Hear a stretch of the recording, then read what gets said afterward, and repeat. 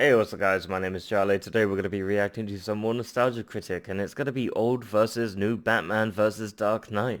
Oh boy, this should be very fascinating. So yeah, let's check out the video, shall we? Let's go. Hello, I'm the Nostalgia Critic. I remember it so you don't have to. And welcome to a new portion of the show called Old versus New. Oh boy.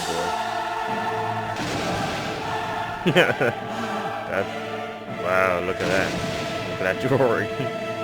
This is where I take something old and nostalgic and compare it to a recent remake to find out which one is better. With that said, let's take a look at two of my favorite movies of all time, Okay. Batman and The Dark Knight. No, Now, this both is a these good films movie. pushed the envelope of how to make a comic book movie. They were dark, edgy, and constantly breaking the barrier between fun kiddie antics and epic adult dilemmas. But which one is truly better, the original or the reimagining? Now, I think know the technically new one. Batman Begins was the first of these new movies, but Dark Knight is considered the best, and has Yeah, the most it's- similarities to the 89 got film, Heath Ledger in it. Joker, and so forth. Also remember that none of this is fact, it's strictly opinion, so don't go apeshit if you don't agree with me, Okay. even if you are completely wrong. So, let's see who's the best bad as we compare Batman and Dark Knight. Alright, here we go, the best Batman.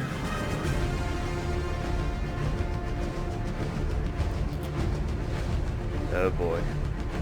Well, let's just cut to the chase and jump to the main character, Michael Keaton versus Christian Bale. Oh boy. A lot of people didn't like Michael Keaton's performance. Now, to be fair, Christian Bale has a lot to act through. He has to play Bruce Wayne the college student, Bruce Wayne the outcast, Bruce Wayne the warrior, Bruce Wayne the drunken millionaire, and Bruce Wayne as Batman. Thank God they didn't ask him to do Bruce Wayne the transvestite. That would have destroyed him. Any one of those would be hard to do, and he has to do all five. But I have to admit, as hard as Bale tries, Michael Keaton is still the superior Yeah, he's Batman. Reason? awesome, but a lot of people All don't his like him pain actually. Inside. When you see Bale, you can instantly see someone who's either looking for attention or trying to hide something. With Keaton, he acknowledges that this is his battle and he'll fight it alone. If you heard this guy was Batman, you'd be like, yeah, he seems a little odd to me. But with Keaton, you totally wouldn't believe it. In fact, a lot of people didn't. Many petitioned not to have Keaton as Batman because they couldn't see him in the role. But Damn. that's why he's so friggin' perfect. You wouldn't suspect him. Look when he grieves over his parents' death. This is all very, very subtle. No Damn. tears, no facial expressions, but you can feel the pain that he's going through. Where Bale still seemed a little lost and confused. And of course you have to look at them as Batman. Keaton is the only Batman who can actually smile and still look intimidating. It says, yeah, I got nothing to fear, bitch. Your ass is grass. Bale in the costume just looks, well, silly. Now to be fair, that has a lot to do with the design. Keaton's costume was dynamic, classy, but also very threatening. Bale's always looked a little off to me. The nose was weird and I think it was a little too bulky. It didn't really look like Batman, it looked like a guy dressing up as Batman. And of course there's that infamous voice. This city Oh, just showed you yeah, that voice. that it's full of people ready to believe in good. I know, everyone's made fun of this voice, so I'll try to Yeah, keep that it to a voice minimum. is Let's just... just say Keaton sounded very natural, The Joker's tainted hundreds of chemicals at the source. and Bale's... Be the die hero, where you live long enough to see yourself become the villain. didn't. In fact, let's play these threat scenes back to back. I'm not going to kill you. I want you to do me a favor. I want you to tell all your friends about me. Where were the other drugs going? I don't know. Why? You can tell Bale is trying to be threatening while Keaton just sort of naturally is. You don't mess with Mr. Mom. Even when he's trying to save a family's life, he still does that stupid voice. You don't want to hurt the boy, Harvey, Is it a Come disguise? on, I mean, people's lives are at Jesus. stake. Can't you just cut the act? Yeah. because you were the best of us. Let's just pray he doesn't read at any orphanages anytime soon. Good night, moon. Good night, moon. Good night, star. Oh While still boy. doing a good job, Bale can compete with the unexpected master himself. Point goes to Keaton. Sorry to disappoint. Yeah. Michael Keaton was amazing.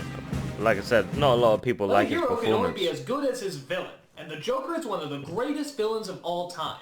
But again, which one is the true clown prince of crime? Oh, Ledger boy. or Nicholson? Ledger. Heath Ledger's performance I was have to absolutely admit, when I heard incredible. Heath Ledger was going to play the Joker, I said, what, the prissy guy from A Knight's Tale? Come on. And when I saw the design of the character, that didn't help much either. It looked like a kid who put on grandma's makeup for him. How was that threatening? Even after his tragic death, that didn't change anything for me. I still thought he was gonna suck. Nobody can top Jack and nobody ever will. He's practically been playing the damn part all his life. So what makes them think this pretty boy can do any better? Well, thankfully, I was 100% wrong. Heath Ledger is not only funny as the Joker, but he's also shit-your-pants scary. Yeah, I think he was this is because he creepy. encompassed every previous Joker that had existed before. The comic, the cartoon, the Nicholson performance. There's even a little bit of Cesar Romero in there. Just listen to that laugh and tell me they don't sound alike. But while combining all the previous Jokers together, he also managed to still stay fresh and new, paying homage to the other renditions, but still giving his own take as well. Nicholson is great and funny, but he's more creepy than he is scary. Ledger was actually terrifying, and this is the scene I think cemented it for everybody. He was so scary you could hear a pin drop after this moment was over. Every day he doesn't, people will die. Starting tonight. I'm a man of my word. Oh, that is creepy, yeah. It's interesting how in the 89 film we know all about the Joker and little about Batman, yet in the new films we know all about Batman and little about the Joker. In both cases, I say less is more. The more mystery there is about the character, the more fascinating we all find them. And Ledger's character is no exception. Jack, I love you, but this is the Joker that seems to have everything. Yeah, All the Heath laughs, Ledger's all the performance intelligence, must be all the best fights. Joker I ever. have given a name to my pain. Yep, Win the Dark But what Knight. good is good characters without good supporting characters? I don't know, but this film had some good ones. Oh boy.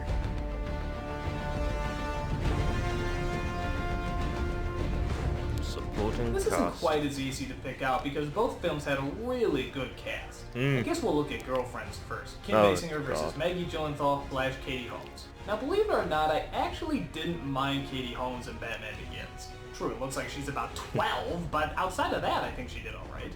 And the same can be said for Gyllenhaal, who both played very tough and intelligent roles. I think they're Basinger, pretty on the decent other hand, actors. was a very typical damsel in distress. Always in trouble, always being saved, and I Yeah. swear, speaking only in screams. But to be fair, she was a much more interesting character. She was kind, insightful, but was also cunning and quick. She was supportive, but also had her limits, which made her seem a lot more realistic. She really stood out as a character where the other two just seemed to stand out as role models. That isn't bad, it's just not very memorable.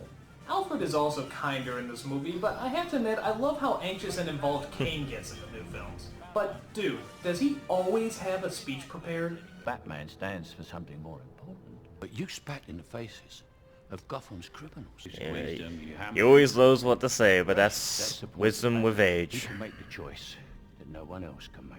Good God, he can give a speech about anything! Hey Alfred, you want some breakfast? A long time ago, I was in Burma. My friends and I were working for the local government. They were trying to buy the loyalty that now? of tribal leaders by bribing them with precious stones. I just want to know if you want eggs! This is your Pat eggs Hingle on was good as drugs. Commissioner Gordon, but Gary Oldman is always a powerhouse actor, giving even a small supporting role so much weight. Though maybe he just relates with people that dress up like giant bats. I can't imagine why. And I guess there's really no point in comparing Harvey Dent, as the first film barely mentions him and eventually turns into... Yeah, that never happened. But overall, I think I have to go with the 89 film.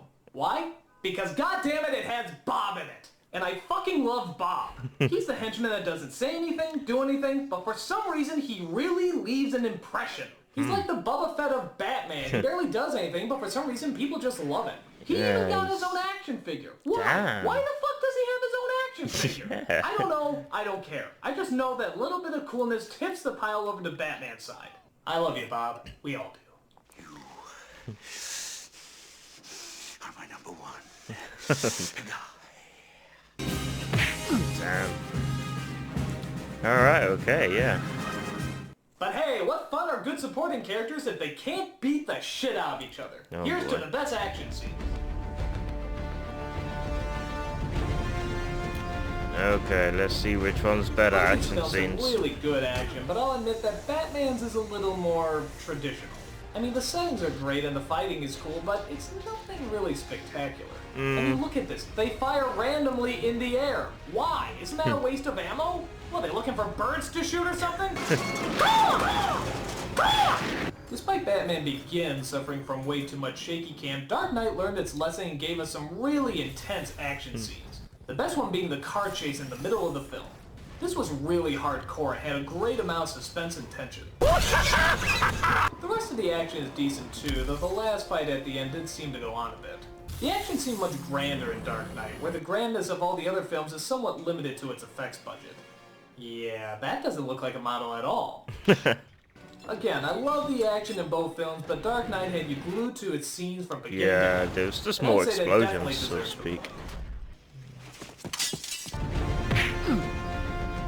Yep, of course, Dark Knight had So now it all comes down to the most important factor Had all of the all, amazing the effects story. as well. Which one was best written, best directed, and just overall best told? Well, let's dig in a little closer to find out. Come on, The Dark Knight. Jesus, that one's really good. It's a Now, to overall be fair, the story. plots to both these films is all over the map. Neither of them are that coherent, but then again with the Joker, that's kind of the idea. The motivation of Ledger's Joker seems to be to spread anarchy and chaos, but Nicholson's motivation actually is anarchy and chaos. It just sounds crazy.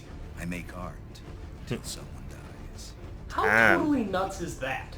That's like saying, I want to be an architect. I need bodies. Yeah. The film also climbs to a decent climax, building on top of every scene while still leaving time for the audience to breathe. In Dark Knight, the whole third act is like one big climax. It's intense, but it does get a little tiring after a while. Can't there ever be a break? Alright, give me a minute. I need water. In the '89 film, a lot of people had problems with Batman being so quiet and in the shadows while the Joker is so loud and soaks up the attention. But really, that's what's so brilliant about it. Batman is mysterious, and he is quiet. That's what makes him so fascinating. And that's really my main problem with The Dark Knight. They analyze everything. Oh, In Batman, boy. all the choices, dilemmas, and consequences are implied and hinted at. The rest you can just see from how the characters look and their actions. That's the idea of a visual medium. There's really only one talk about why Batman does what he does, and it seems very much like how a real person would talk. Look, sometimes I don't know what to think about this. It's just something I have to do. Damn. Why? Dress up as a bat and... Because nobody else can. Damn, that's In Dark pretty Knight, good reason. everything is talked about, and I mean everything. When the chips are down, these Civilized people. they'll eat each other. Don't question me about ethical dilemmas. I read Psychology for Dummies too. It's like if the characters of Greek mythology actually talked about and analyzed their problems all the time. It wouldn't be the same. It's not their place to talk about it, that's the job of the viewer. The '89 Batman movie talked little, but said a lot. The dilemmas are still there, they're just not analyzed to death. And don't get me wrong, I love the talks in The Dark Knight, but they seem like conversations that movie critics would have, not the actual characters. So like I said before, the plot is kind of the big deciding point here. So, which one do I like better? Well, as much as I love The Dark Knight, come I on. have to say Batman is the one that's more compact. It just Of seems like a course. more classic story, more subtle and more epic. It's a classic, I love of course. The themes of The Dark Knight and how adult they make the protagonist, but it just seems more like a character study than it does an actual 3-act movie. So even though I love both films, and I'll probably get a lot of hate mail for this, I have to say that Batman is the superior film. Of course it is. So the old wins in this situation. Does that mean I don't like The Dark Knight? Not at all. No, you I love just them like both. Batman a little more. And my whole hope is that Christian Bale doesn't take what I said about him too seriously. Probably gonna get Hello? sued. The fuck are you doing? Oh, that's sorry, that man, I Christian just thought- Bale's Be sorry. when he's Think losing for one it. fucking second. Well, that's not very nice. And what the fuck is it with you? Are you professional or not? Damn, that was when he was having his Fuck's tantrum sake, when he was man, acting. Look, I don't know why you're getting so shut angry. the fuck up. Do maybe I want- could've- No! No! I'm gonna fucking kick your fucking ass. Why are you so angry? I just don't get it. What don't you get about it? Hold on. I'm the nostalgia critic. I remember it, so you Give don't me have a to. fucking I answer. just don't get why you made Batman. Was that from sound a like he movie had no or cancer. was that when he lost his mind on the Good for scene? You. You're a nice guy. Why, thank you. Shut the fuck up. You shut up! Go make Rain of Fire too! No! Yes! No! Yes! For fuck's sake. I can't remember because Christian Bale, he's lost his shit so many times. I think there's like a scene. I don't know if that was from a movie or not, but I remember there was a scene he was acting in a movie and he was just losing his shit at some poor guy. And yeah, Christian Bale is known for his really bad attitude. He's not a fantastic guy. He's an asshole. I've heard. He may be a great Batman actor or something like that, but in real life, I heard he's an asshole, a real big one. But that's what happens. They've always got actors have always got ego and money, and it comes with criteria. Yeah, I mean, I understand that the classic Batman is some of people's favorites, of course. Some of the classics are always going to be the best. For example, like Star Trek, the original series, they're always going to be superior from, the rest of the Star Treks. They will always be recognized as the original, because they are. But no matter how many times you remake a Star Trek movie or make TV series or in another 5 years, whatever, you can't beat the originals. It will always be far superior. It will always be in other people's hearts because those were the first building stone of the foundation of the Star Trek franchise. So yeah, you can't sort of like criticize it at that point. And I think the same goes for this. Sometimes the old ones are the best ones because they are the foundation of the franchise. Sometimes all the latest gadgets and special effects, it doesn't do it. No matter how many special effects you add, no matter how good the story is, it will always remain in people's hearts, the classics, of course. And I think that's the way it should be, because we need to be reminded that even though the classics were the building foundation, the newer versions are just building upon that foundation, trying to do a little bit more. I'm babbling now. But you know what I mean. The classics will always be classics. And I think, yeah, people will enjoy the Michael Keaton Batman's performance. A lot of people have heard, actually, a lot of people don't, not a lot of people I would say, but a lot of people don't like his performance. Most people prefer the Batman Dark Knight performance. They prefer that because I don't know, because it has explosions in it. But yeah, not everyone likes the originals. I enjoyed the originals very much. I've enjoyed every single Batman movie, even with the Arnold Schwarzenegger one with the Iceman, that horrible one that everyone hates. I've enjoyed every single one. I even enjoy the classic, really old ones. What was it? The shark repellent. That was absolutely fucking hilarious. The shark repellent. Oh boy. Yeah, I've watched nearly every single Batman sort of stuff like that. But I gotta say, I don't blame you for enjoying the classics, and hey, I'm with you. I enjoy the classics as well. I enjoy every single Batman that's ever been released, even the bad ones. I don't know why. I just do. Because Batman and Superman and all this stuff is pretty old. It's been going on for years. I mean, damn.